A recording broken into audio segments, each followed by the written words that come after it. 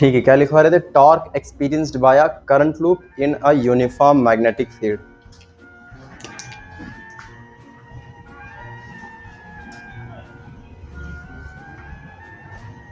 Torque experienced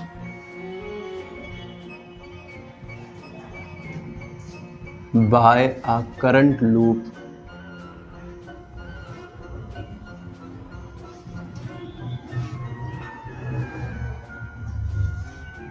in a uniform magnetic field। ठीक है, अच्छा लूप जो होता है वो कैसा, सर्कुलर होता है क्या? लूप लिखा है ना, लूप कैसा होता है? गोल होता है या फिर रेक्टेंगुलर होता है कि स्क्वायर होता है? गोल होता है? नहीं, लूप बेटा कैसा भी हो सकता है। लूप कैसा भी, बस वो क्लोज होना चाहिए। कैसा होना चाहिए? क्लोज मतलब बंद होना चाहिए, है ना। लूप कहते इसलिए है क्योंकि नंबर ऑफ टर्न्स एक होता है, मतलब फेरों की संख्या अगर एक है, मतलब एक बार तार को लपेट दिया हमने तो क्या बन गया? लूप। बहुत ढेर सारे लपेटा मार दिया तो कॉइल बन जाती है, कुंडली बन जाती है ना। तो हमें क्या करना है, एक मैग्नेटिक फील्ड लेनी है, यूनिफॉर्म वो भी लेनी है। कैसे लेनी है? यूनिफॉर्म मतलब एक समान चुंबकीय क्षेत्र होगा और उसमें हम क्या लटकाएंगे? एक कॉइल। फिर वो उस कॉइल में करंट फ्लो करेगी जिसकी वजह से वो घूमेगी, है ना। तो पहले हम इसका डायग्राम बना लेते हैं। मान लेते हैं इधर नॉर्थ पोल था अपना और यहाँ पे साउथ पोल है। बड़ा सा मैग्नेट हमने लिया है ना, ये साउथ पोल है। मैग्नेटिक फील्ड किधर से किधर होगी? ऐसे होगी ना, होगी कि नहीं होगी? हाँ बोल दो एक बार। हाँ, और ये हम कोई कॉइल बना रहे हैं।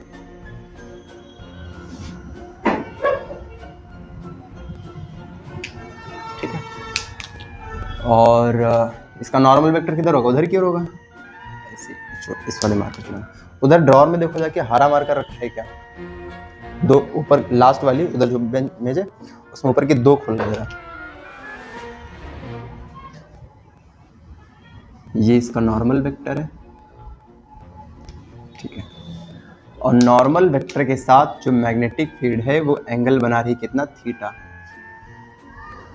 ठीक है भाई, ये मैग्नेटिक फील्ड तो है इसे। हाँ बोल दो एक बार, मजा आ जाए फिर। समझ पा रहे हो? ये चुंबकीय क्षेत्र आर पार इसलिए नहीं कर रहे हैं क्योंकि गंदा हो जाएगा, बाकी चुंबकीय क्षेत्र तो आर पार जारी होंगे ना, ऐसे करके। समझ गए ना? एक ही बना लेते हैं, काम चल जाएगा। अब इस मैग्नेटिक फील्ड में होगा क्या? करंट फ्लो करेगी। क्या करेगी? हाँ, हरा है उसमें, ठीक है। एक था तो हरा मार्कर, पता नहीं कौन उठा ले गया। हमारे यहाँ बच्चे भी, हमको कभी कभी शक होने लगता है बच्चों पे। हाँ उठा ले गए, ठीक है। तो होगा क्या, इसमें करंट पहले फ्लो करवा दो। मान लेते करंट कितनी गई? आई गई, ऐसे जाएगी, है ना। ये तुम लोग गुटखा उटका खा के आए हो क्या? क्यों ले, अभी भी नहीं बोल रहे, मतलब सही खा के आए? पान पराग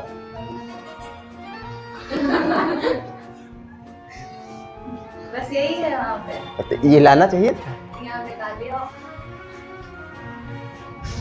शुक्र है कुछ खाने वाला नहीं मंगाया, तो कुछ भी उठा खाने वाला तो है सर। चलो ठीक है ना। मान लेते हैं इसकी लंबाई कितनी। अच्छा एक बात बताओ, इसको आप रेक्टेंगुलर ले लो चाहे स्क्वायर ले लो, दोनों से काम चल जाएगा, ठीक है। हम मान लेते हैं इसकी लेंथ कितनी है?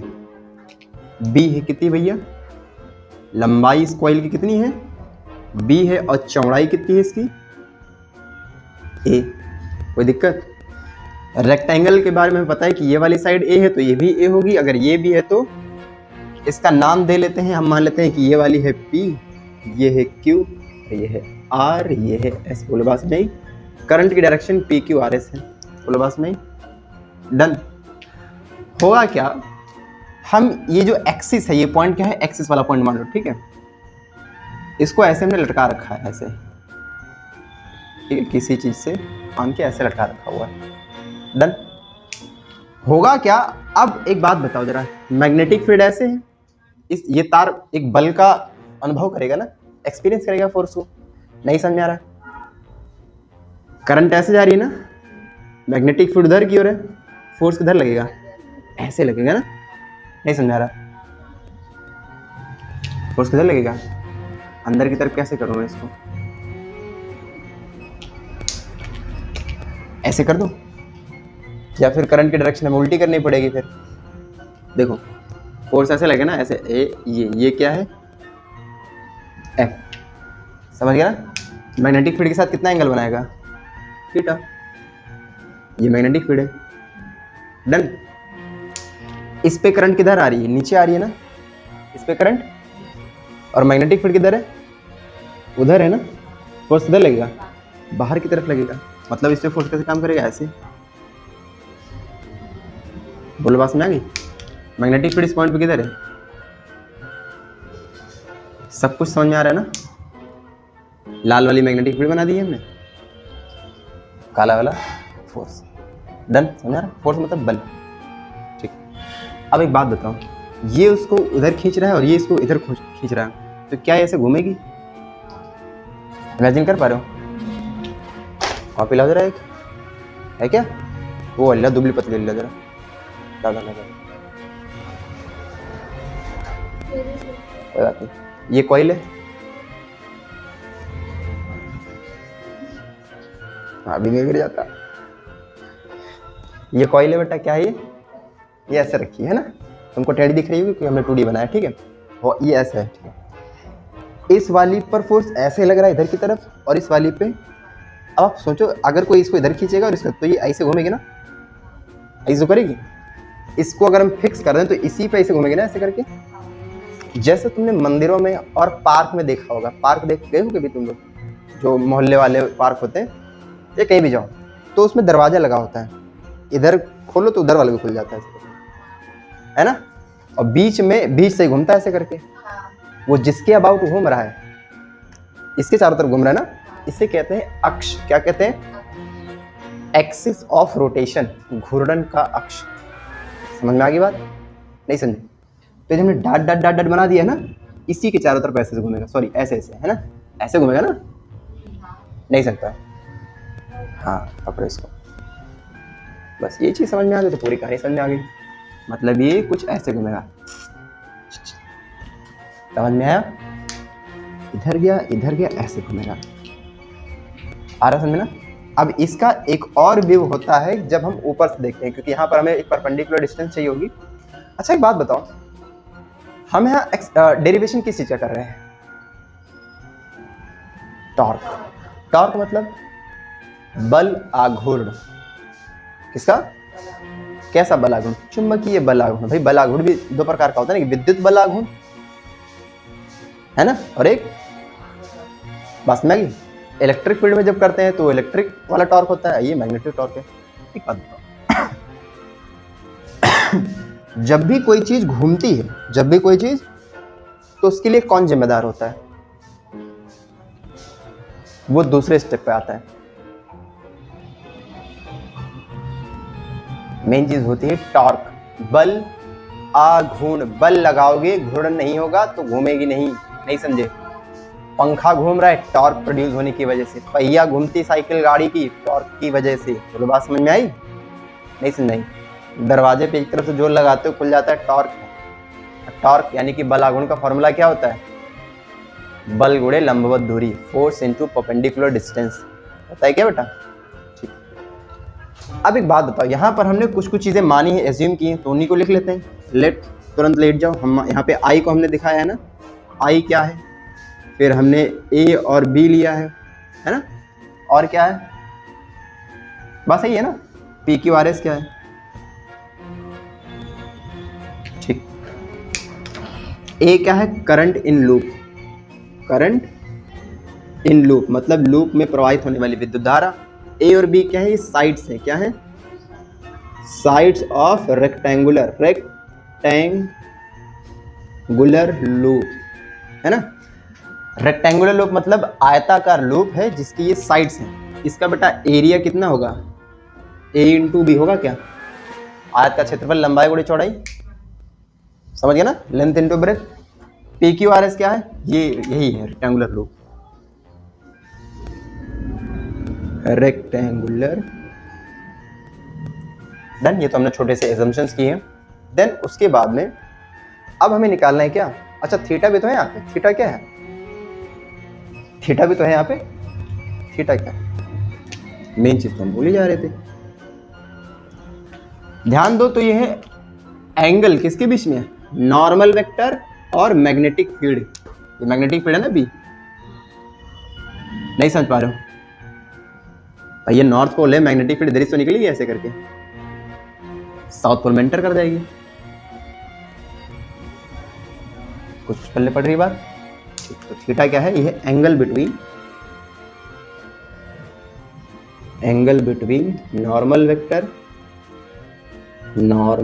वेक्टर ऑफ किसका, coil, sorry normal vector of loop and magnetic field. इन्हीं दोनों के बीच में तो एक कोण बनना है, समझ में आ रही बात ना। ठीक, अब सर नॉर्मल वेक्टर के बारे में भी समझा दो इसी कॉपी से, लाओ जरा समझा देते हैं क्या है, कॉपी लो। जैसे कॉइल है ना, तो इसका नॉर्मल वेक्टर तुम्हें समझ में नहीं आ रहा है, कहाँ है नॉर्मल यानी कि अभिलंब बोलते हैं, क्या बोलते हैं, इस कुंडली का अभिलंब सदिश है या लंबवत सदिश है। तो अगर मैं इसको इस क्षेत्रफल मान लो यहाँ पर रख लेते हैं, तो क्या ये 90 डिग्री के एंगल पे है, ये है ना, इसको बोलते हैं नॉर्मल वेक्टर। क्या बोलते हैं, नहीं समझ आ रही है, तो ये ऐसे रखा हुआ है, कैसे रखा हुआ है, ऐसे रखा हुआ है, और मैग्नेटिक फील्ड किधर की ओर है, तुम थोड़ा समझ रहे हो ना, कॉम्प्रोमाइज कर लो थोड़ा सा। देखो ये नॉर्मल वेक्टर इधर है और मैग्नेटिक फील्ड इधर की ओर है ना, ये एंगल बना रही है, ये थीटा है, नहीं समझा, और एक बार फिर से समझो, ये नॉर्मल वेक्टर है, ये हमारी कॉइल है, ये ऐसे रखा हुआ है, मैग्नेटिक फील्ड इधर जा रही है ऐसे करके, तो अगर ऐसे जा रही तो ये एंगल बीच में ऐसे बनेगा ना, है ना, इसी एंगल को ही क्या बोलेंगे, थीटा। समझ आ गया ना। ठीक है, अब हमें बात करनी है किसकी, टॉर्क की। किसकी, टॉर्क मतलब बल आघूर्ण। टॉर्क का फॉर्मूला कौन कौन बता सकता है, फोर्स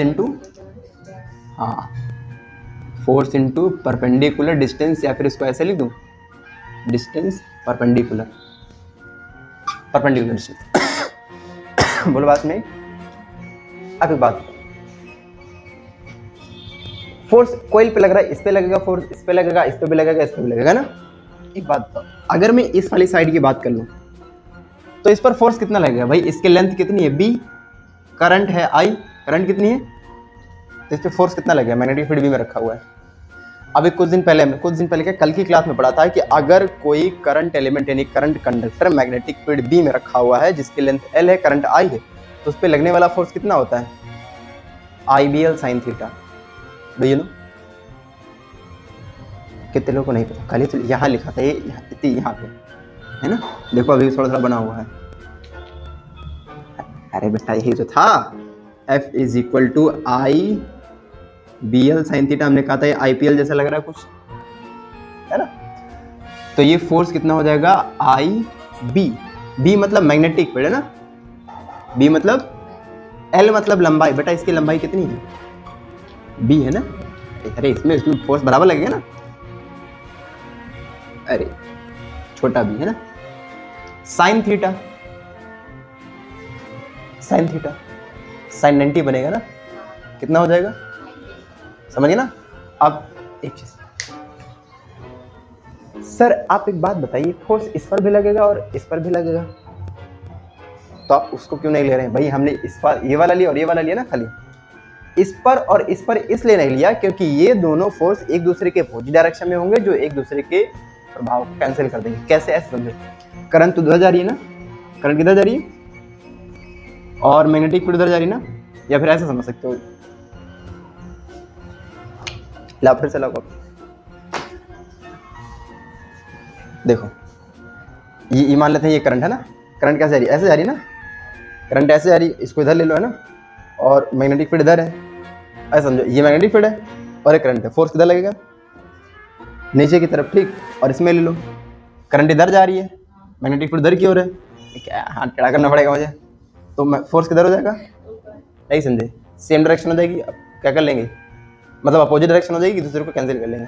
पास में आएगी ना, ठीक है। 2D है थोड़ा इसीलिए गड़बड़ पड़ रहा है। या फिर ऐसा समझ लो, इस पे या तो ऊपर लगेगा और इस पे नीचे लगेगा, कुल मिला के डायरेक्शन क्या रहेगी, अपोजिट रहेगी, समझ गए ना। तो आई बी बी इंटू, अब हमारे पास दिक्कत क्या है कि हमें परपेंडिकुलर डिस्टेंस नहीं पता है ना, वो परपेंडिकुलर डिस्टेंस कहाँ आएगी। अब इसको पकड़ो जरा, इसको ऊपर से देखना है, कहाँ से देखना है, ऊपर से देखो जरा। अगर इसको ऊपर से देखोगे तो आप कहोगे सर मुझे क्यू आर दिख रहा है, क्या दिख रहा है, ऐसे दिख रहा है क्यू आर, यहाँ पर है क्यू और यहाँ पर क्या है, ऐसे ही बोलोगे ना। चाहे इसको देख लो ऊपर से, चाहे इसको देख लो नीचे से, बात नहीं पड़ेगी, ठीक है। एक फोर्स इस पे नीचे की तरफ लग रहा है, अगर हम ये वाला फोर्स अगर नीचे ले लेते, चलो छोड़ो बात नहीं, इस पे ऊपर क्यों लग रहा है ना, ये ले ले फोर्स, चलेगा। हाँ बोल ले एक बार, अरे यार इस पे फोर्स ऐसे लग रहा है ना, ऐसे करके ये हो जाए, इधर लग रहा है ना फोर्स, और इस पे फोर्स इधर लग रहा है, नहीं बोलने पड़ती बात मेरी, आ रहा समझ। तो थोड़ा सा इसको मैं कैसे कर दूं जो तुमको जल्दी समझ में आ जाए।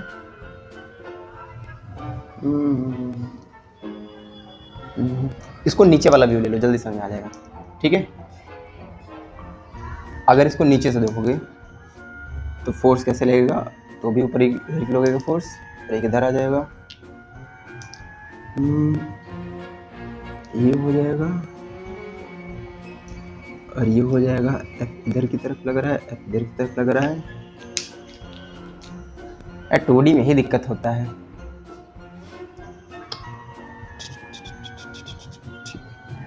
तो ये इसका नॉर्मल वेक्टर है, क्या है, नॉर्मल वेक्टर है ना, और ये कितना है, A है ना, ये कितना है, समझ पाए।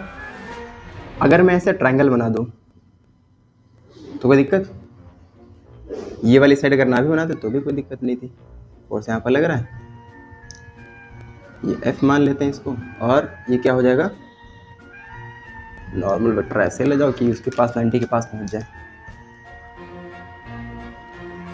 ना भी पहुंचता कोई दिक्कत नहीं थी। ये एंगल 90, ठीक है। मैग्नेटिक फील्ड इस पॉइंट पर कैसे बनी, उधर की तरफ बनी है ना, ऐसे, कितने एंगल पे, गलत, ये वाला थीटा नहीं, ये वाला थीटा, क्योंकि ये वाला नॉर्मल है ना, नॉर्मल और मैग्नेटिक फील्ड के बीच का एंगल कितना है, थीटा। ये अच्छा, ये थीटा है तो ये भी कितना होगा, बोलबास में हमें चाहिएगा परपेंडिकुलर डिस्टेंस, क्या चाहिए, मतलब ये वाली डिस्टेंस चाहिए। बात में आ रही कि नहीं आ रही, इसका हमें ये पता करना है, ये पता है तो ये, और ये पता है हमें, ये थीटा है, थीटा के सामने क्या होता है, लंब होता है ना, परपेंडिकुलर होता है ना, और ये हाइपोटेन्यूज है। हाइपोटेन्यूज और परपेंडिकुलर का रिलेशन कौन बताता है, साइन थीटा। कौन बताता है सर, साइन थीटा कितना होता है, इसको मान लो यही dt है हमारा ना, sine theta is equal to लंब वर्टिकल परपेंडिकुलर, है ना, ये तो होगा ना dt, मतलब d परपेंडिकुलर डिस्टेंस। हाइपोटेन्यूज कितना है, तो यहाँ से आप कहोगे सर परपेंडिकुलर डिस्टेंस कितनी आ गई है, a, बोलो कंफ्यूजन तो नहीं हुआ। अगर थोड़ा बहुत कंफ्यूजन हुआ भी तो बस उसका रीजन एक ही है कि ये क्या है, 2D डायग्राम है, ठीक है, वरना ऐसे समझ लो तुम ऐसे, ठीक है। ये नॉर्मल वेक्टर है और ये उसका मैग्नेटिक फील्ड है, फोर्स इधर जा रहा है उधर जा रहा है, करंट किधर जा रही है उधर जा रही है ना, ठीक है। तो अब यहाँ से हमारे पास ये वाला आ गया ना, बोल दो एक बार। अब ये हमारा टॉर्क, टॉर्क को टाउ कहते हैं ना, तो टाउ बराबर हो जाएगा हमारा आई बी मल्टीप्लाई, ये कितना है, ए साइन थीटा, है ना।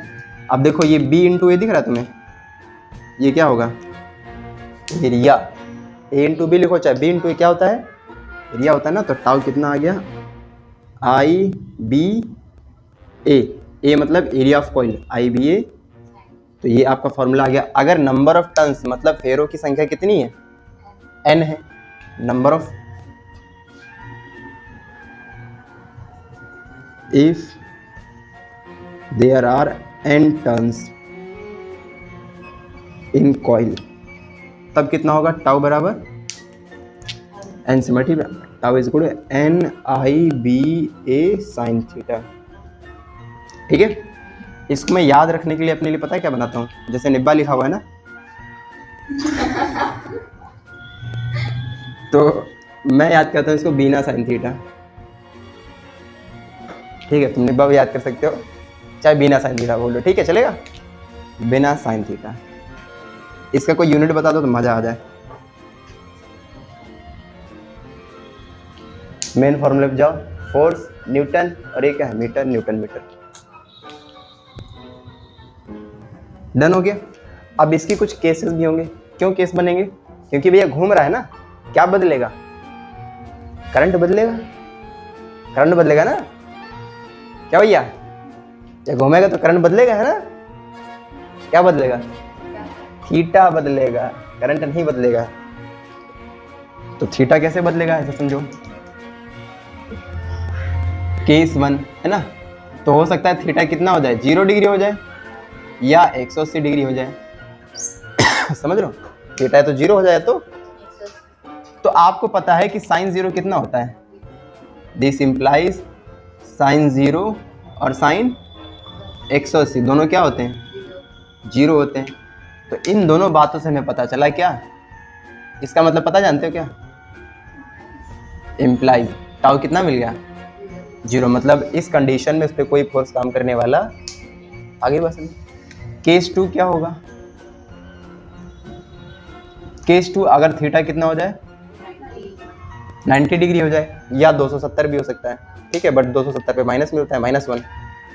तो ये क्या इंप्लाई करेगा, अच्छा साइन 90 की वैल्यू कितनी होती है, साइन 90 की वैल्यू 1 होती है, साइन 90 डिग्री की वैल्यू होती है 1, 270 पे -1 देगा। तो ये क्या इंप्लाई करेगा, टाउ इज इक्वल टू कितना मिलेगा, भाई ये हटा दो साइन थीटा, क्योंकि साइन थीटा की वैल्यू 1 हो गई ना, 1 को मल्टीप्लाई करोगे इसमें वही रहेगा बीना, लो साइन थीटा चला गया छोड़ के बीना को। तो ये क्या बचा, मैक्सिमम हो गया। अब क्या हो गया, ये मैक्सिमम टॉर्क है, अधिकतम बल आघूर्ण।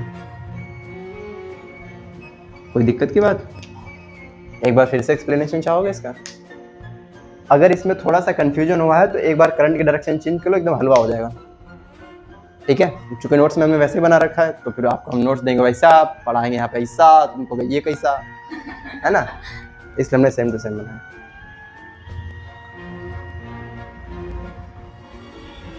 आएगी। अगला हम लिखेंगे मूविंग कॉइल गैल्वेनोमीटर। ठीक है, टॉर्क समझ में आ गया, तो ये भी समझ आ गया, क्योंकि same derivation moving coil galvanometer का भी है। ठीक है, मूविंग कॉइल गैल्वेनोमीटर का मतलब क्या होता है, हिंदी में कहते हैं इसको चल कुंडली धारा मापी। चल क्या कहते हैं, चल कुंडली धारा मापी। ऐसा लग रहा गाली दे रहे ना। तो चल कुंडली धारा मतलब इसकी कुंडली चलती है, ऐसे से नहीं, ऐसे ऐसे ना, गोल गोल घूमेगी, पास में। तो अगर कोई पूछ ले सर ये मूविंग, अच्छा एक पाइवोटेड कॉइल गैल्वेनोमीटर होता है जो कि आपके सिलेबस से आ गया, ठीक है, पिवोटेड भी तो होता है, कीलकित कुंडली धारा मापी।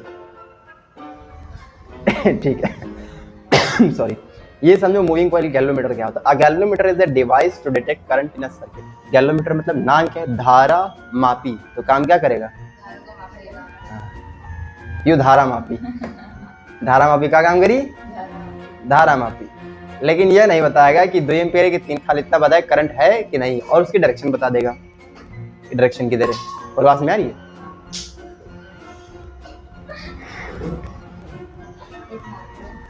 प्रिंसिपल इसका क्या है। अच्छा मैं हेडिंग डाल देता ना, गैल्वेनोमीटर। अभी फिर यही सब बनाना पड़ेगा। कहाँ पड़ा,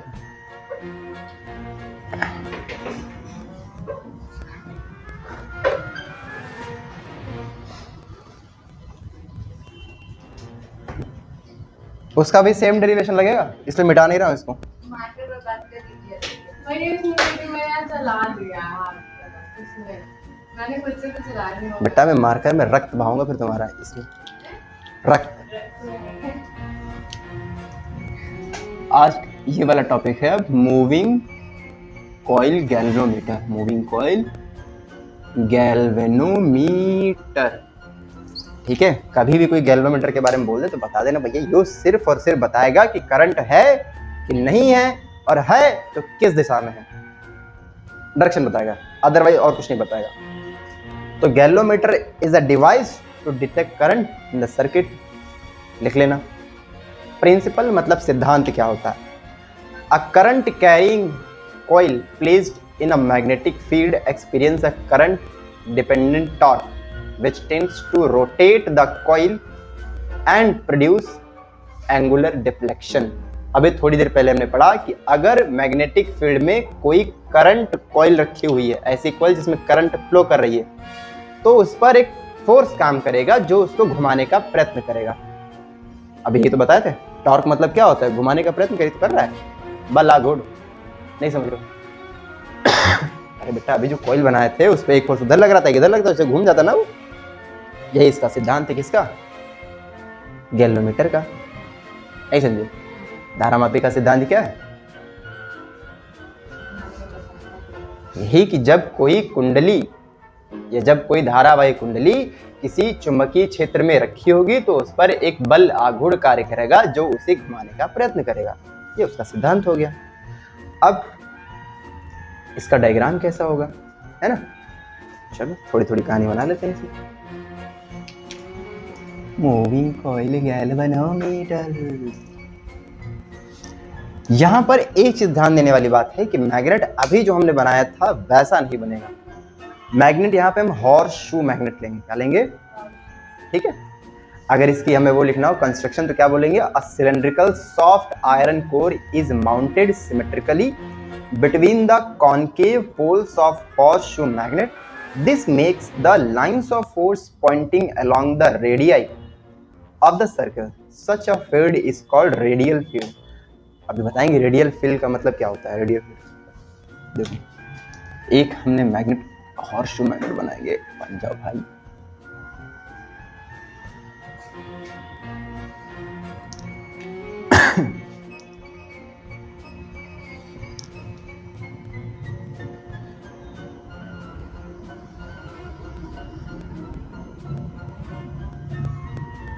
ठीक है, समझने के लिए काफी है। इसमें हमने क्या किया है कि एक आयरन कोर लिया। क्या लिया? ये मैं इसको ऐसे बनाया हूं कि तुम थोड़ा सा हल्का सा ऊपर वाले एंगल से देख रहे हो। एक्चुअली ना तो पूरा सामने से देख रहे हो ना तो पूरा ऊपर से देख रहे हो, बीच वाले एंगल से देख रहे हो। ठीक है, ताकि दोनों ही समझ में आए। और ये हमने बना दिया एक आयरन कोर। ठीक, सॉफ्ट आयरन कोर है ये।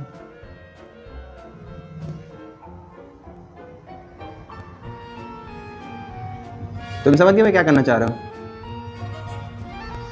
मैं इसको पूरा काला करना चाह रहा हूं। डन। अब इसके ऊपर हम क्या बनाएंगे? कॉइल बना देंगे, क्योंकि कॉइल होगी तभी तो घूमेगा। यही समझे? लो बना दिया। ये क्या बना दी? कॉइल बना दी हमने। कॉइल बना दी ना हमने। क्या बनाया? लूप बनाया बेटा। एक है फेरा तुम्हारे अभी, है ना? अब कॉइल हुई। ठीक है, इस पे ढेर सारे फेरे लगे हुए हैं। पिछला बैच था, एक लड़का था, तो पता है क्या कहता था? सर ये 7 फेरा मारो खाली बस।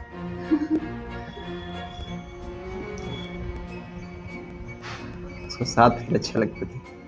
खैर, ये हो गई हमारी क्या, एक कॉइल हो गई जो कि एक सॉफ्ट आयरन कोर, मतलब आयरन कोर पे क्या है? माउंटेड है। माउंटेड मतलब मढ़ी हुई है। मढ़ना समझते हो? मढ़ा हुआ। हाँ, और इसको हमने लटका रखा है किसी से, किसी पत्ती से। अबे मर गए तुम तो यार रास्ते में ही। इसको हमने किसी पत्ती से लटका रखा है और इसमें एक छोटा सा मिरर लगा देंगे। क्या लगा देंगे हम? मिरर, जो कि डिफ्लेक्शन को मेजर करेगा। ठीक, समझ गए? यहाँ पे लटका हुआ है। समझ आगे कि नहीं आगे बात? और इसका भी कनेक्शन किसी से कर देंगे।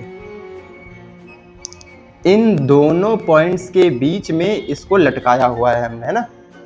और ऐसा बनाने के पीछे रीजन ये है, इसको सर्कुलर लिया, सिलेंडर के फॉर्म में लिया है ना आयरन कोर को, और इसको हॉर्स टू लिया। इसको लेने का मतलब ये है कि इस पे जो मैग्नेटिक फील्ड बने वो क्या रहे, परपेंडिकुलर रहे हमेशा। कुछ को समझ पा रहे हो, नहीं समझ पा रहे हो?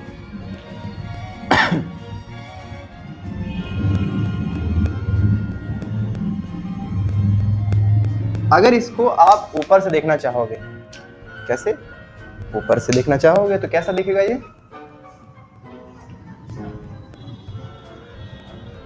अरे यह मिटा दी, अभी काम आता है, ये लो गड़बड़ा गया, कोई बात नहीं, वीडियो पीछे करके देख लेना, ठीक है। अगर इसको ऊपर से हम देखना चाहेंगे तो कुछ कुछ ऐसा दिखेगा, ऊपर से मैग्नेट ऐसा दिखेगा, ऐसा दिखेगा, बीच में ऐसी कोइल है ना, और इस पर में फेरे मार रखे हैं। कितने मारे हैं? 14 मारे हैं आज हमने। स्ट्रॉन्ग होना चाहिए ये, इस पे हमेशा 90 डिग्री का एंगल होना चाहिए। इसको बोलते हैं रेडियल मैग्नेटिक फील्ड। क्या बोलते हैं?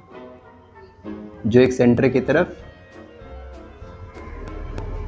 होती है, ठीक है। समझ गए नहीं समझ गए? हाँ बोलो। और अब है, रुको, ये दिखाएं, ये जो है ना ये 90 डिग्री का बनेगा। अब तुमको हम कैसे दिखाएं? मिल गया। ये गोल गोल है एकदम, मान लो, पर मतलब ऐसा गोल नहीं है, वो चपाट गोल है। चपाट गोल समझे? हाँ ठीक है। तो जब इस पे मैग्नेटिक फील्ड ऐसे आएगी ना, ऐसे किधर से भी आएगी तो कैसा एंगल बनना है? किधर से भी आएगी कैसा एंगल बनाती हुई जाएगी? बस में ना। क्यों 90 डिग्री ले रहे हैं? ताकि मैक्सिमम टॉर्क मिले। कैसा मिले? साइन 90 के केस में तो मैक्सिमम आया था। आगे समझ में ना? ठीक। तो बाकी कहानी एकदम वैसे ही है, ठीक है। इसको मान लेते हैं T1 कोई पॉइंट है, ये पॉइंट, ये T1 है, और ये क्या है पॉइंट T2। करंट इसमें ऐसे आई, डिंग डिंग डिंग डिंग डिंग आई, इसमें आई है ना, और फिर कॉइल में घूमी ऐसे से करके, और फिर यहाँ से निकल गई ऐसे करके घूम घाम के, ठीक है। कंस्ट्रक्शन में क्या लिखोगे? देखो बहुत ध्यान समझना। सबसे पहले हेडिंग लगानी क्या है? Moving coil galvanometer. उसके बाद में हम लिखेंगे galvanometer is a device to detect current in a circuit. खत्म कहानी। फिर हेडिंग लिखेंगे principle, a current carrying coil placed in a magnetic field experience a current dependent torque which tends to rotate the coil and produces angular torque, sorry angular deflection, है ना। इसका सिद्धांत क्या कहता है कि जब किसी धारावाही कुंडली को किसी चुंबकीय क्षेत्र में रखा जाता है तो उस पर एक बलागुण कार्य करता है जो उसको घुमाने का प्रयत्न करता है ना, कोणीय विक्षेपण लाने का प्रयास करता है। कोणीय विक्षेपण समझ गए? घूमेगा तो कुछ एंगल बनाएगा ना, है ना। और ये हो गया। फिर उसका हम लिखेंगे संरचना, कंस्ट्रक्शन क्या लिखेंगे? A cylindrical soft iron core is mounted symmetrically between the concave poles of horseshoe magnet. This makes the lines of force pointing along the radii of the circle. है क्या? वही चीज तो बनाया हमने वहां पे. Such a field is called radial field. क्या करेंगे? एक सिलिंड्रिकल, बोले तो बेलनाकार, एक बेलनाकार नर्म लोहे के क्रोड पर, है ना, एक कुंडली को या आयताकार कुंडली को लपेटेंगे, तार कुंडली को लपेटेंगे, है ना, और इसे कहाँ रखेंगे? घोड़ानाल चुंबक के बीच में रख देंगे, जिसकी वजह से जो चुंबकीय बल रेखाएं होंगी वह कुंडली पर लंबवत पड़ेंगी, जिसके कारण अधिकतम बलाघूर्ण प्राप्त होगा. खत्म कहानी, रचना हो गई. वर्किंग क्या होगी इसकी? क्रियाविधि क्या होगी? तो हम सबसे पहले बताएंगे, हम करंट है, कहाँ से फ्लो कर रही है? PQRS में करंट आई है ना, ये इसमें फ्लो करेगी. ये सारी चीजें उसमें लिख लेंगे, आप कैसे फॉलो करेंगे. उसके बाद में ए क्या है? एरिया इसका, मतलब ए और बी इसकी साइड्स हैं, तो ए क्या हो जाएगा? इसका एरिया.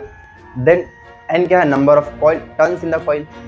एन क्या हो जाएगा? यहाँ लिखा नहीं लिख लेना, हाँ यहाँ लिखे ना, number of turns in the coil. तब उसके बाद में इस पर टाउ कितना लगेगा? बस यहाँ से कहानी चालू कर देना. कहाँ चली गई कहानी? टॉर्क इज इक्वल टू, ऐसे लिखेंगे, टॉर्क इज इक्वल टू क्या लिखेंगे? Force into perpendicular distance. तो टाउ इज इक्वल टू कितना आ जाएगा? आई बी, क्या लोगे? हाँ, या इसको एक के बारे में पूरा बोल दें, आई बी साइन थीटा, या फिर लिख लो आई बी बी और फिर into A sine theta, same to same होगा, ठीक है, कोई कुछ भी चेंज नहीं होगा। और देन बस ऐसे ही काम करते चले जाएंगे, पूरा वहाँ पे डेरिवेशन कर देंगे, खत्म। बोलो समझ आ गया ना। अब एक चीज़ और इसमें होता है कि जैसे यहाँ पे हमने बोला कि एक पत्ती लगी होता है ना, ये स्ट्रिप टाइप का होता है, या फिर कोई भी मेटल होगा, क्या करेगा जब ये घूमेगी तो उसमें मरोड़ेगा क्या उसको, समझ पा रहे हो कुछ? एक पत्ती, मान लो कि ये पत्ती क्या है, इसमें गैल्वेनोमीटर यहाँ पे लटका रखा है, जब इसे घूमेगा तो पत्ती क्या करेगी, मुड़ेगी ना, तिरछेगी, क्या करेगी, समझो कि नहीं समझो? एक टॉर्सन प्रोड्यूस होगा इसमें, टॉर्सन समझते बेटा, मरोड़पन मतलब समझ गया ना, मतलब ऐसे होगी, खत्म कहानी, डन। तो उसका भी एक कांस्टेंट होता है, कह रहा the torque tau deflects the coil through an angle alpha. ये जो टॉर्क है इसमें प्रोड्यूस होगा वो इसको अल्फा एंगल पे क्या करेगी, डिफ्लेक्ट करेगी। भैया ये जो शीशे का लगा रखा है ऐसे घूमेगा ना तो अल्फा एंगल पे डिफ्लेक्ट करेगी। पहले मान लेते हैं, पहले पर कहाँ कंडीशन में थी, एग्जांपल पे, ये इनिशियल पोजीशन पे थी, जब घूमा, क्या घूमा, मान लेते इधर को घूम गया, मानने में क्या जा रहा है, मान लेते क्या कर गया, इधर घूम गया तो कितना एंगल डिफ्लेक्ट कर गया, थीटा नहीं अल्फा, थीटा ले चुके ना एक बार, मान लेते हैं अल्फा एंगल क्या कर गया, डिफ्लेक्ट कर गया, आई बात में। और a restoring torque is set up in the coil due to the elasticity of the spring such। अब एक बात बताओ, किसी भी चीज को आप ऐसे घुमाओ और छोड़ दो तो फिर से वापस आ जाएगी ना, इस चीज को कहते हैं प्रत्यास्थता। क्या कहते हैं, नहीं समझे? जो भी वस्तुएं प्रत्यास्थ होती हैं मतलब इलास्टिक होती हैं, वे वस्तुएं अपना आकार वापस पाने की प्रवृत्ति रखती हैं, है ना। इलास्टिक का सबसे बेहतरीन एग्जांपल क्या होता है, रबड़, ठीक है, रबड़ बैंड देखा है तुमने, तभी तो उसको इलास्टिक कहते हो। उसको खींचो छोड़ दो फिर वापस अपने साइज में आ जाएगी ना, स्प्रिंग खींचो छोड़ दो फिर अपने साइज में वापस आ जाएगी ना। तो उसी तरह से चूंकि ये मेटल का है, स्ट्रिप बना रखी है हमने, तो ये भी क्या होगा कि जब ये टॉर्क, ये वाला टॉर्क जब इसको घुमाएगा तो ये उसको वापस लाने का प्रयास करेगा। नहीं समझे? आई बात में क्या एक कंडीशन ऐसी भी होगी कि इसका टॉर्क और इसका मरोड़ मतलब इसका ये टॉर्क बराबर होगा। अच्छा, इसके टॉर्क का नाम क्या देंगे, जैसे मैग्नेटिक टॉर्क है उस तरह से इसका नाम है रीस्टोरिंग टॉर्क। रीस्टोर मतलब वापस पाना ना, अपना शेप वापस पाना चाह रहा है, इसको क्या बोलेंगे, प्रत्यानयन बल आघूर्ण बोलते हैं। क्या बोलते हैं, बात समझ आई? तो ऐसा तो होगा नहीं कि घूमा तो गोल गोल नाचने लगा, नहीं होगा ना, थोड़ा सा घूमेगा, नहीं समझे? बस ये रिस्टोरिंग फोर्स, रिस्टोरिंग टॉर्क और ये टाउ जैसे ही बराबर होगा वहीं रुक जाएगा वो। नहीं समझ आई? तो पहली बात हमें जानना है कि आखिर ये रिस्टोरिंग टॉर्क क्या होता है। ये रिस्टोरिंग टॉर्क जो होता है वो क्या होता है, यहां से इसी का ही पार्ट है, एक पॉइंट यहां से लिखना चालू करेंगे। हम क्या लिखेंगे, मान लेंगे कि इसका जब घुमा, ये जब कॉइल घूमेगी तो अल्फा एंगल पे डिफ्लेक्ट कर गई, है ना। If the deflection in coil is alpha, है ना, देन तो क्या होगा, तो जो रिस्टोरिंग टाउ होगा, टाउ रिस्टोर प्रत्यानयन बल आघूर्ण है ना, वो डायरेक्टली प्रोपोर्शनल होगा किसके, अल्फा के। बेटा जितना ज्यादा घूमेगा उतना ज्यादा अल्फा एंगल बढ़ेगा, नहीं समझा है ना। अब ये टाउ जो रिस्टोरिंग है इसको हटाओगे तो ये कांस्टेंट आएगा।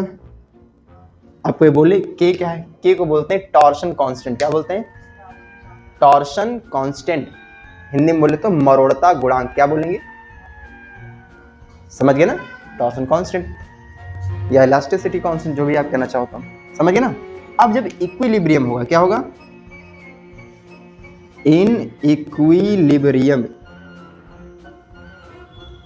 इक्विलिब्रियम मतलब साम्य की स्थिति में, साम्य की स्थिति में मतलब ये वाला टॉर्क और ये वाला टॉर्क बराबर होना चाहिए ना, नहीं तो अगर ये टॉर्क काम करना बंद कर दे तो फिर वो पत्ती पूरा घुमा दे, गन गन गन गन, नहीं समझे, समझ गए ना।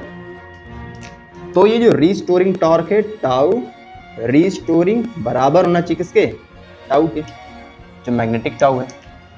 आ रही बात समझ कि नहीं आ रही? अब बताओ अगर ये समझ में आ गया तो मैं इसको मिटा दूं, है ना।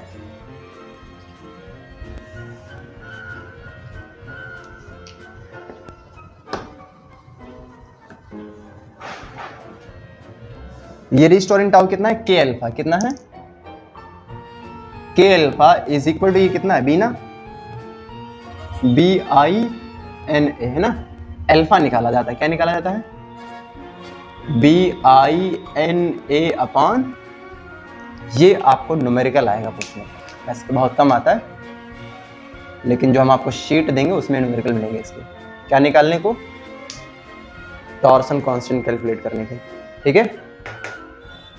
आगे बात समझ, सॉरी ये डिफ्लेक्शन है। अब एक और चीज होती है, सेंसिटिविटी की बात करते हैं। सेंसिटिविटी मतलब सुग्राहिता। कोई भी डिवाइस होता है कितना अच्छा काम करता है ये उसकी सेंसिटिविटी होती है। जैसे बहुत लोगों की स्किन बहुत सेंसिटिव होती है, मतलब थोड़ा सा भी अगर उनकी शरीर पे कुछ रेंग जाए तुरंत पता चल जाता है, ऐसा होता है क्या, या फिर ऐसे भी सेंसिटिव कह सकते हो, थोड़ा सा भी अगर मौसम में प्रभाव पड़ता है तो उनकी स्किन में चेंजेस आने चालू कर देते हैं वो। उसी तरह से कोई भी डिवाइस जितनी ज़्यादा सेंसिटिव होगी उतनी ज़्यादा वो अच्छी होगी। मतलब थोड़ी सी अगर हमने करंट फ्लो कराई और डिफ्लेक्शन दिखा दिया मतलब बहुत अच्छा है ना, ये नहीं समझा भाई। ये जो है अच्छा तभी कहा जाएगा जब बहुत कम से कम करंट को भी नाप के धर दे, यहाँ करंट फ्लो कर रही है भाई, छूना नहीं समझे। अब पता चले 0.2 एम्पियर की फ्लो कर रही थी, इनको लगाए डिफ्लेक्शन है नहीं दिए, डिफ्लेक्शन नहीं दिए मतलब करंट नहीं है, क्या नहीं है, करंट है तो गड़बड़ हो जाएगा ना। नींद आ रही तुमको, नहीं आ रही, आगे बैठ जाओ, नींद नहीं आएगी फिर, ठीक है। बात समझ आ रही नहीं आ रही है, हाँ। तो अब हम लिखेंगे सेंसिटिविटी, क्या लिखेंगे, सेंसिटिविटी, ये बोलो समझ में आ गया सारा। सेंसिटिविटी ऑफ गैल्वेनोमीटर मतलब धारामापी की सुग्राहिता।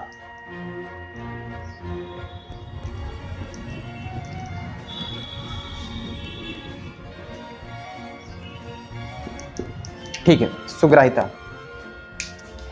A galvanometer is said to be sensitive if it shows large scale deflection even when a small current is passed through it or a small voltage is applied across it. मतलब अगर galvanometer के inch पे बहुत छोटा सा potential difference apply करोगे, छोटा potential difference apply किया, छोटी सी करंट फ्लो करेगी ना, मतलब बहुत थोड़ी सी करंट, और बहुत थोड़ी सी करंट पे बड़ा डिफ्लेक्शन दे दे, नहीं समझे, इसका मतलब वो बढ़िया सेंसिटिव है। आगे बात समझिए। सेंसिटिविटी अब दो टाइप में डिवाइड हो जाएगी, करंट सेंसिटिविटी और वोल्टेज सेंसिटिविटी। भाई दो ही चीज तो इसके साथ कर सकते हो, या तो करंट फ्लो कराओगे या तो वोल्टेज अप्लाई करोगे तो करंट फ्लो करेगी ना। तो अगर हम बात करें करंट सेंसिटिविटी की, ये समझ गए ना सेंसिटिविटी। अब हम इसके अंदर पहला टॉपिक पढ़ेंगे करंट सेंसिटिविटी। इसको हिंदी में क्या बोलोगे, धारा सुग्राहिता। क्या होती है धारा सुग्राहिता? धारा सुग्राहिता का मतलब होता है कि हमने एक यूनिट करंट फ्लो कराई तो कितना डिफ्लेक्शन आ गया। तो बोलेंगे it is defined as the deflection produced in a galvanometer when a unit current flows through it, है ना।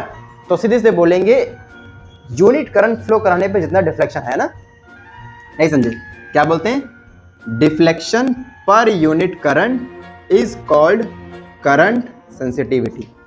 अब सोचो करंट को यूनिटी मतलब एक, करंट को एक कर देंगे तो current sensitivity alpha unit deflection के बराबर हो जाएगा ना, नहीं समझे।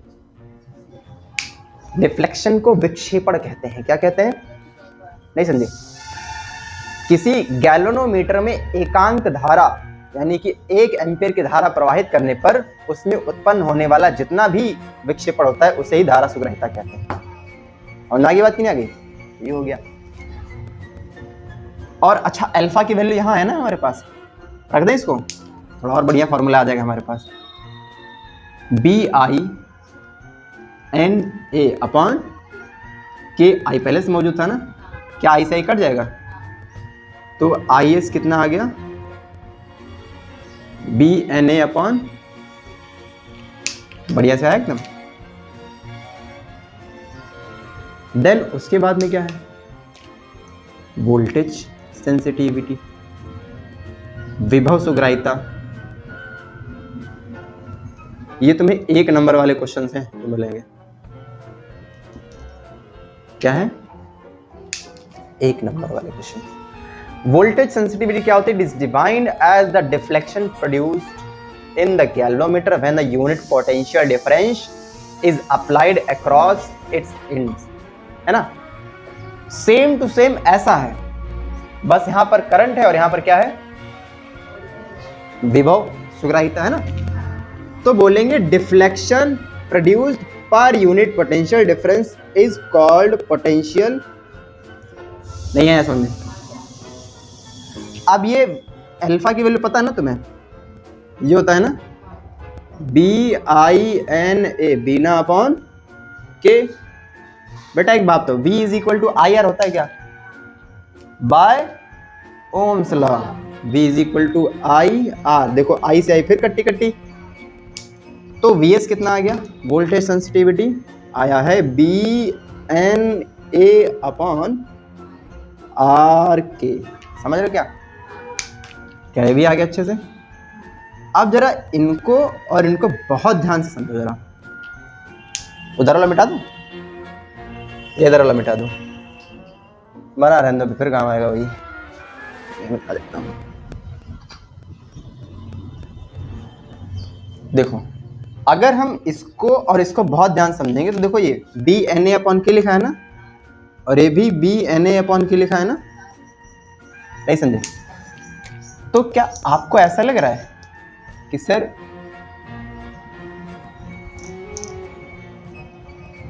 दिख रहा है उसमें, अब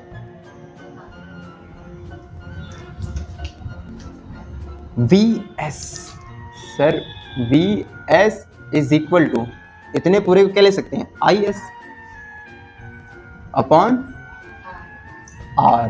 बोलो बात समझ आ गई, डन। इसको क्या बोलते हैं, वोल्टेज सेंसिटिविटी ना। Voltage sensitivity is equal to current sensitivity upon resistance R। ठीक है, कठिन तो नहीं है। विभव सुग्राहिता बराबर धारा सुग्राहिता बटे प्रतिरोध, समझ आ गया ना। ओम का नियम मत लगा देना सर, ये V है उधर I है, गलत हो गया सर, बेटा सेंसिटिविटी का हम डेरिवेशन कर रहे हैं, है ना। ठीक,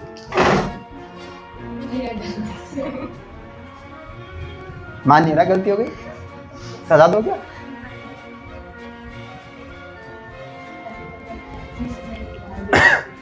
ये डन, समझ में आ गया ना। अब कुछ फैक्टर्स होते हैं बेटा, ठीक है, factors by which the sensitivity of a moving coil galvanometer can be increased. यानी कि वे कौन कौन से फैक्टर के क्या बोलोगे, कारक, वे कौन कौन से कारक होते हैं जिनकी वजह से हम गैल्वेनोमीटर की सुग्राहिता को बढ़ा सकते हैं।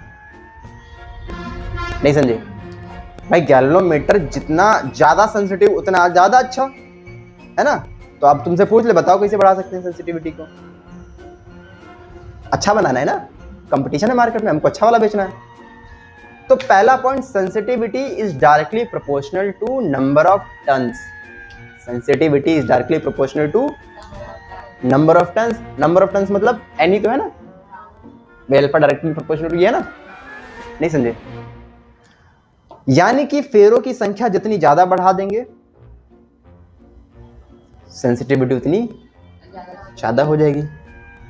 Sensitivity directly proportional to magnetic field B। Magnetic field, चुंबकीय क्षेत्र जितना ज्यादा स्ट्रॉन्ग यानी कि प्रबल होगा, सेंसिटिविटी उतनी ही प्रबल होगी, उतनी ही ज्यादा अच्छी होगी, है ना।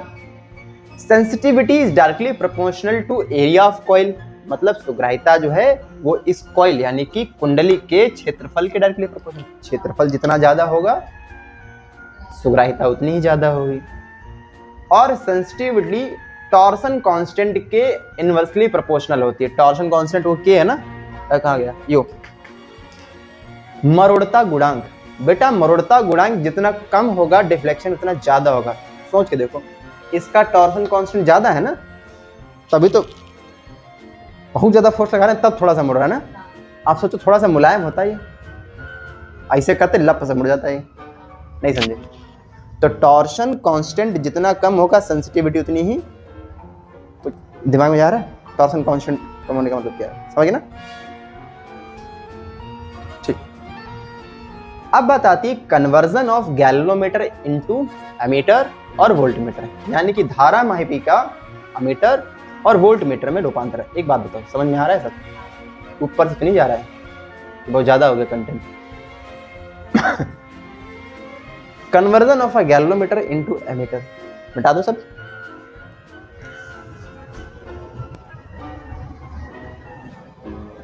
इंक डाल दो जरा इसमें।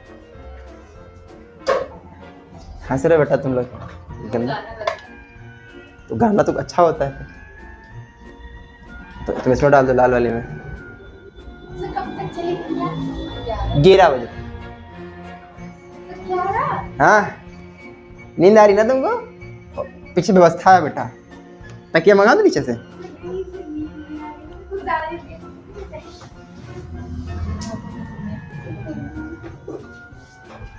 आज तो बुरे फंसे।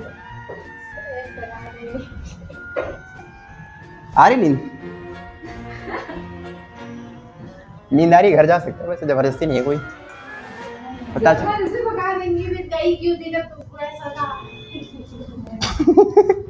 और तुमको पढ़ के आना चाहिए था, तो बोला गया था।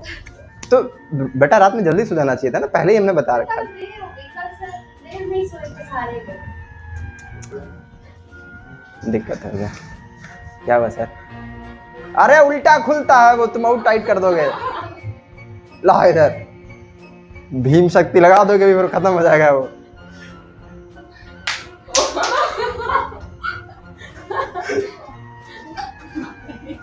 ऐसा है गरीबन तुम और मार। क्या बताइए भाई, 2 मिनट में खुलेगा बेटा। है? अरे यार तुम आदमी नहीं हो, कपड़ा तो उधर जल्दी से सूख जाएगी। बताओ बेचारी के अंडे। तुम भाई सही आदमी नहीं हो। अंडा निकल गया। ए अंडा है भाई इसका तो। जब जाती हो क्या सुबह? हाँ सुबह 7 बजे कोचिंग है ना। अभी तो यहाँ 9:30 बजे। अरे पाप लगा तुमको भैया, एक प्रेग्नेंट मक्खी को मार दिया तुमने। स्कूल में तो वैसे नींद नहीं आती है। कितने कम सो के जाओ। सही नहीं बोला मैंने, सुना हो गया मेरा, गिव अप कर दिया मैंने इस पे। क्या तुम लोग सही ला टाइट बंद सर, मैं क्या करूं? उल्टा खोलते बेटा तुम लोग। नहीं बोलता है सर, नहीं होता। तुम लोग से बेटा एक काम नहीं होता। सर मैं ही खोली थी केमिस्ट्री की क्लास में। वो भैया ईसा निशाना हमारे बताओ, एक मक्खी जान ले लिए। इसमें भी लग गया होगा फिर उसका चीर हरण। इसको बंद करो।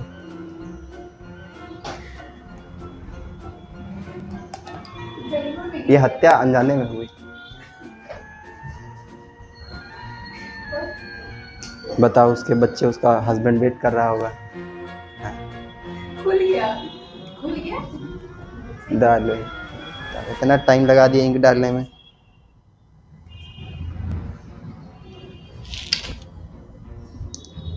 आ जाएगा होश में धीरे धीरे। स्टोरेज बढ़ा रहे हो, खाली बैटरी 2 मिनट से फालतू चला जा रहा है। बता हैं? फिर डिलीट कर देते हैं। एडिट करने में बहुत टाइम लगता है। अरे वो सब लाओ, वो जितनी हो जाए लाओ।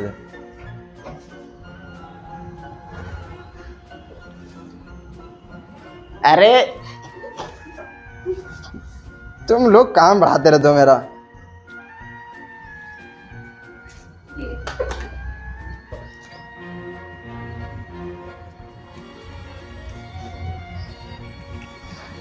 Conversion of galvanometer into ammeter.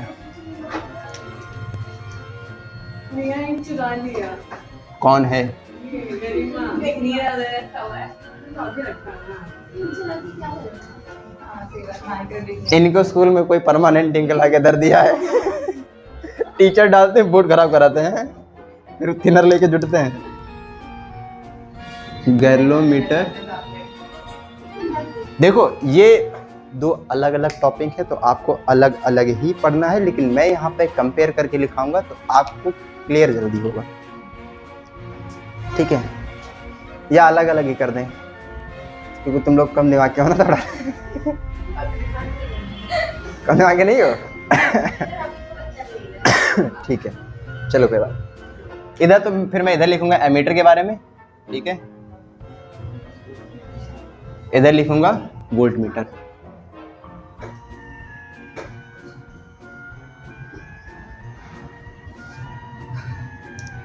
तो होगा क्या, पहले मैं एमीटर के बारे में इधर बता दे रहा हूं, फिर उसके बाद में गैल्वेनोमीटर के बारे में, फिर उसके बाद एक साथ कंपेयर कर देंगे। एन एमीटर, हिंदी में अमीटर ही कहते हैं। एन एमीटर इज, ए भाई इसकी रीडिंग गलत है, फिर तुम लोग कमेंट करोगे स्पेलिंग सही कर ले। An ammeter is a device used to measure current through a circuit element। किसी भी धारा अवयव, ऐसा मतलब किसी भी धारावाही चालक तार में प्रवाहित होने वाली धारा के मान को मापता है। कौन? समझ गए ना? नहीं है? धारा मापी क्या करता है? धारा के अस्तित्व का पता करता है, मतलब एग्जिस्टेंस ऑफ करंट। जबकि एमीटर क्या करता है? मैग्नीट्यूड ऑफ करंट बताता है, मतलब धारा का मान बताता है कितना है ना। अब बनाते कैसे हैं? कोई सर्किट ले लें, कोई गैल्वेनोमीटर ले लें, है ना? मान लो गैल्वेनोमीटर है, ये होता है गैल्वेनोमीटर है कि नहीं? अब कह रहे हैं कि when a low resistance wire is connected with galvanometer coil in parallel, क्या बोल दिए हैं? इन, मतलब कि हमें क्या करना है, एक बहुत ही ज्यादा लो रेजिस्टेंस वायर को किसमें कनेक्ट कर देना है? गैल्वेनोमीटर की कॉइल में। कौन से क्रम में? श्रेणी, सॉरी समांतर क्रम में, पैरेलल में कनेक्ट करना है। It becomes an ammeter. क्या बन जाएगा ये? है ना? ये गैल्वेनोमीटर है, इसका समांतर क्रम अगर करना होगा तो ऐसे करेंगे ना, मतलब ऐसे, है ना? लोग हाँ बोल दो, ठीक हो गया। इसमें एक लो रेजिस्टेंस वायर है, क्या है? हाँ बोल दो, जिसको बोलेंगे शंट। क्या बोलेंगे? Shunt. Shunt is a low resistance wire. आया समझ में? ठीक। ऐसे करंट फ्लो कर रही थी, ऐसे आई जा रही थी, ठीक। इसमें चली गई आई जी। कौन चली गई?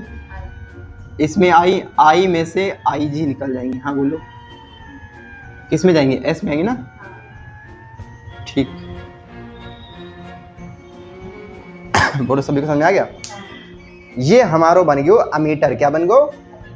नहीं समझे? ये पूरा सिस्टम जो हमने बना दिया, इसको डब्बे में अगर करना चाहें, इसको ऐसे डब्बे में क्या बन जाएगा? अमीटर, ठीक है। अब इस सिस्टम को हम बोलेंगे अमीटर। अब होगा क्या, यहाँ पर जो पोटेंशियल डिफरेंस होगा वो करंट और रेजिस्टेंस के बराबर होगा। मतलब कि ये पॉइंट, मतलब ये पॉइंट और ये पॉइंट, हमने बताया था पैरेलल में जब कोई रेजिस्टेंस जुड़े होते हैं तो दोनों पॉइंट सेम पोटेंशियल पे होते हैं ना, मतलब इसका पोटेंशियल और इसका पोटेंशियल सेम होगा ना। नहीं समझे?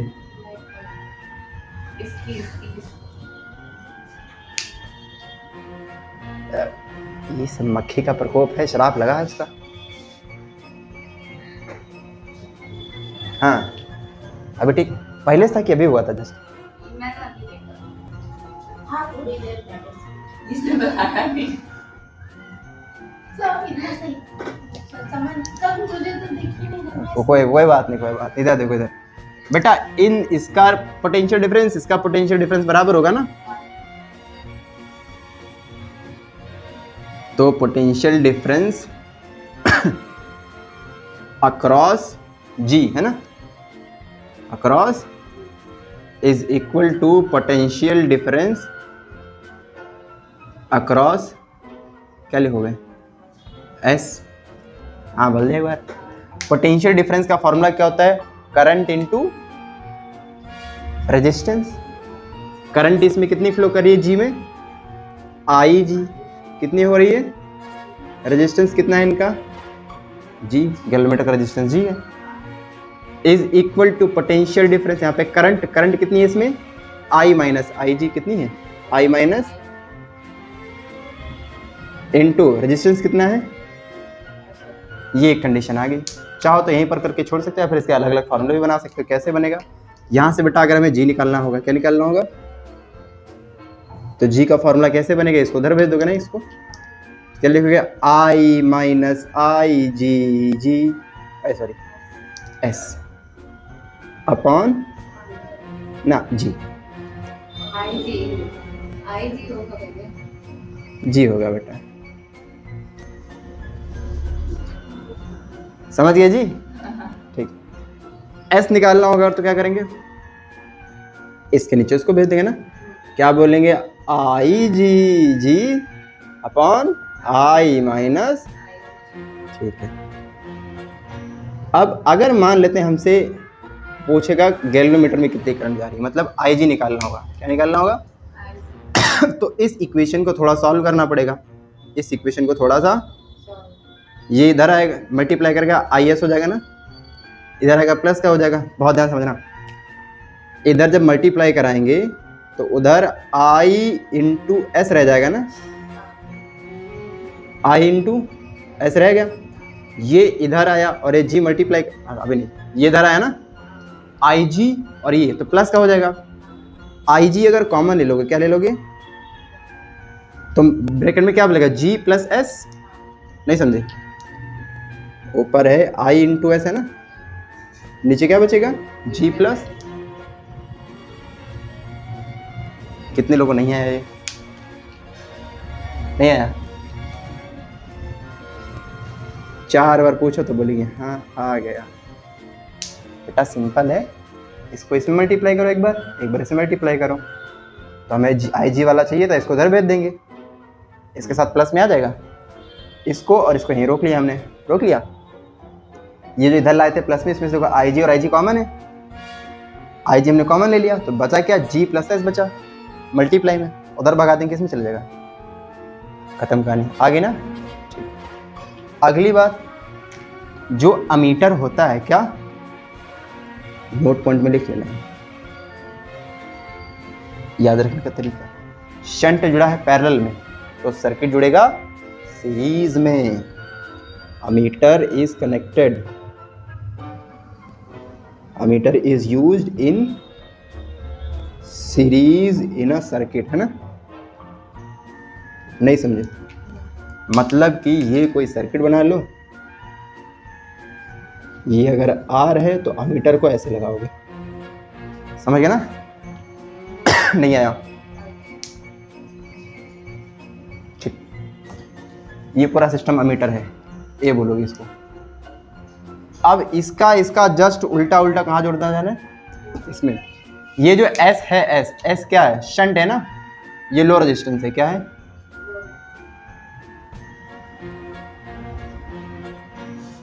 डन। अब हमें पढ़ना है क्या, voltmeter, conversion of galvanometer into, क्या लिखेंगे इसमें, क्या लिखेंगे, a voltmeter is a device for measuring voltage और potential difference across any two end points of a circle. किसी विद्युत परिपथ के सिरों के बीच विद्युत विभवांतर नापने की युक्ति को क्या कहते हैं, वोल्टमीटर कहते हैं या विभवमापी कहते हैं, समझ गए ना। अब व्हेन अ हाई रेजिस्टेंस, यहाँ लो रेजिस्टेंस लिखा रहा है ना, इसमें उल्टा कर लो, when a high resistance wire is connected with galvanometer coil in series, या पैरेलल जुड़े थे ना, इसमें किसमें जुड़ेगा, इट बिकम्स वोल्टमीटर। लो जोड़, एक गैल्वेनोमीटर बना लो, ये हमने बना लिया गैल्वेनोमीटर। अब इसी की सीरीज में जोड़ देंगे क्या, एक हाई रेजिस्टेंस। हाँ बोल दो एक बार, हाँ, जोड़ दिया। Shunt low resistance R high resistance, कोई दिक्कत तो नहीं है। अब इसमें अभी क्या बन गया, हाँ ये जो डिवाइस है समझ गए ना, इसको हम बोलेंगे V। इसको भी चादर डब्बे में कर लेते हैं, ठीक है डन। और ये क्या है, high resistance, high resistance done. अब इसमें भी वही चीज, और कोई दो पॉइंट ले लो, मान लेते हैं करंट इसमें कितनी जा रही है, I करंट कितनी जा रही है, और दो पॉइंट ले लो, ये A और एक पॉइंट ले लो B। कोई दिक्कत, यहाँ पर भी ले सकते थे, ये A और B था तो समझ गए ना, लेकिन हमने पूरा नाम ही लिख दिया कि G के बीच में और S के बीच में। तो यहाँ पर देखो एक बात बताओ जरा,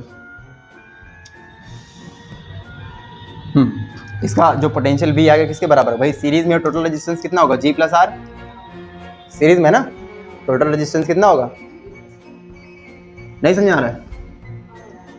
ऐसे इसको भी कर सकते थे कि पैरेलल में टोटल रेजिस्टेंस कितना होगा, 1/S प्लस 1/G करके, हाँ, करंट कितनी जा रही है I, लेकिन वो बाइफरकेट हो जाती है, अलग अलग तो पता नहीं चलती, नहीं समझे। तो यहाँ से करो जरा, क्या हो जाएगा, हाँ V इज इक्वल कितना हो जाएगा, टोटल करंट, करंट कितनी है I तो जा रही है, रेजिस्टेंस कितना है G प्लस R, भाई जुड़ जाएगा ना टोटल, नहीं समझे। और एक करंट जहाँ कहाँ आ रही है, गैलोमीटर में जा रही है ना, तो चाहो तो यहाँ पर IG लिख लो, और ना भी लिखोगे तो कोई दिक्कत वाली बात नहीं है, समझ गए। तो यहाँ से हमें IG निकालने को बोलता है, मैं टेढ़ा क्यों लिखता हूँ, टेढ़ा लिखा है ना, चलो ट्राई करते सीधा लिखने को, V is equal to IG multiply G plus R। यहाँ से IG निकालने को बोलेगा तो IG का फॉर्मूला क्या होगा, IG is equal to V upon, done, ठीक है, बस एक ही फॉर्मूला काफी है, बाकी अगर और कुछ पूछेगा तो पक्षांतर तो कर लेंगे ना, transformation.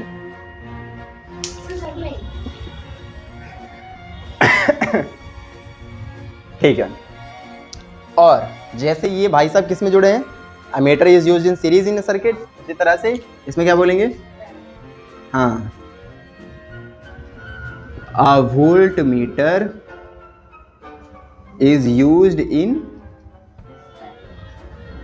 Parallel in circuit, circuit बोलो, समझा, ठीक। तो जैसे ये क्या है, हम ले लेते हैं कोई, क्या है ये, कोई भी लोड रेजिस्टेंस है, ये वाला नहीं है लेकिन, ठीक है कोई दूसरा है, अगर हमें वोल्ट मीटर लगाना होगा तो ऐसे लगाएंगे, समझिए ना। अब इसके बीच में कितना पोटेंशियल होगा ये बता देगा जर्र से, नहीं आया पक्का, छोटी छोटी मगर मोटी बातें। An ideal volt meter must have infinite resistance, जो आइडियल वोल्ट मीटर होगा उसमें जो रेजिस्टेंस होना चाहिए वो बहुत ज्यादा हाई होना चाहिए, मतलब ये जो रेजिस्टेंस है बहुत ज्यादा। अब इसमें रेजिस्टेंस बहुत ज्यादा होगा तो करंट इसमें से बहुत कम पास करेगी, ज्यादा इसी में जाएगी तो मैक्सिमम वोल्टेज मिलेगा कि नहीं मिलेगा, नहीं मिलेगा। यहाँ पर सबसे कम रेजिस्टेंस इसलिए लिया है ताकि मैक्सिमम करंट किससे पास हो, इससे पास हो। इसको जोड़ेंगे सर्किट से, कैसे जोड़ेंगे, वो भी सीरीज में जुड़ा है ना, नहीं है, तो मैक्सिमम करंट एमीटर से पास होगी, नहीं है। अब हमसे कोई पूछ ले व्हाट इज शंट, बताओ क्या शंट है। हाँ, a shunt is a low resistance which is connected in parallel with a galvanometer, ठीक है, ताकि क्या बन जाए, एमीटर बन जाए, to protect from strong current, इसको स्ट्रॉन्ग करंट से प्रोटेक्ट करने के लिए। स्ट्रॉन्ग करंट सॉरी से कैसे प्रोटेक्ट करेगा, जैसे ही स्ट्रॉन्ग करंट आएगी तो शंट मेल्ट हो जाएगा, शंट क्या हो जाएगा, मेल्ट हो जाएगा, सर्किट को ब्रेक कर देगा, समझ गए। अब यूजेस शंट के क्या होते हैं, to prevent galvanometer from being damage due to large current, दूसरा to convert a galvanometer into ammeter, और to increase the range of an ammeter. ये सब हमने बोल दिया, उसमें सुन लेना, लिख लेना, डन। तो टॉपिक आपका हो गया खत्म और ये चैप्टर भी पूरा दोस्त। हाँ ये चैप्टर पूरा खत्म। ठीक है, तो आपके पास 10 से 15 मिनट है, आप कर लो लंच, फिर नेक्स्ट क्लास में हम लोग चालू करेंगे। तुम